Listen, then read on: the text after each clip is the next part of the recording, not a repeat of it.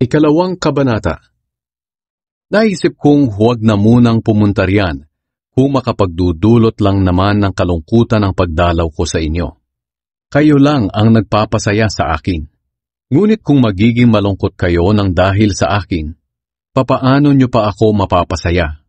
Iyan ang dahilan kung bakit sumulat ako sa inyo noon. Ayaw kong sa pagpunta ko riyan ay maging malungkot ang mga taong dapat sana'y magpapaligaya sa akin. At naniniwala ako na ang kaligayahan ko ay kaligayahan din ninyong lahat. Nang sumulat ako noon sa inyo, nabagabag ang aking kalooban. Nalungkot ako't lumuha. Sumulat ako sa inyo hindi dahil sa gusto ko kayong saktan, kundi dahil gusto kong maipakita kung gaano ko kayo kamahal. Patawarin ang nagkasala. Ngayon tungkol naman sa taong nagdulot ng kalungkutan kanino man, hindi lamang ako ang binigyan niya ng kalungkutan. Ayaw kong magmalabis, pero nagbigay din siya ng kalungkutan sa inyong lahat. Pero sapat na ang kaparusahang ibinigay ninyo sa kanya. Kaya patawarin na ninyo siya at patatagin.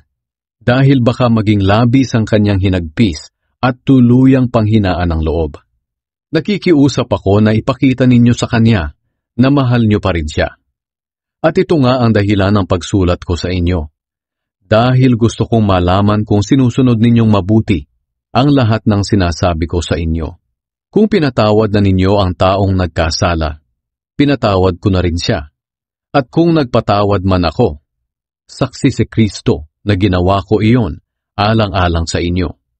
Nararapat lamang na magpatawad tayo para hindi tayo madaig ni Satanas. Alam naman natin ang mga binabalak niyang masama. Si Pablo sa Troas.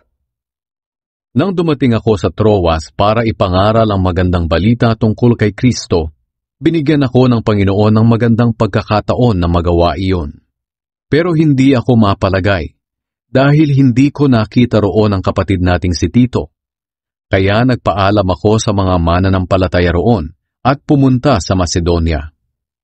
Tagumpay sa pamamagitan ni Kristo. Salamat sa Diyos dahil lagi siyang nasa unahan natin sa parada ng tagumpay. Ginagawa niya ito dahil tayo ay na kay Kristo.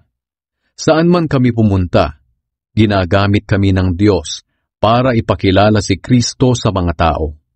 At itong ipinapalaganap namin ay parang halimuyak ng pabango. Para kaming mabangong handog na iniaalay ni Kristo sa Diyos at naaamoy ng mga taong naliligtas at nang napapahamak. Sa mga napapahamak, para kaming nakamamatay na amoy. Ngunit sa mga naliligtas, para kaming halimuyak na nagbibigay buhay. Sino ang may kakayahang gampanan ng gawaing ito? Hindi kami tulad ng marami riyan na ginagawang negosyo ang salita ng Diyos para magkapera. Alam naming nakikita kami ng Diyos. Kaya bilang mga mananampalataya ni Kristo at sugo ng Diyos, tapat naming ipinangangaral ang kanyang salita.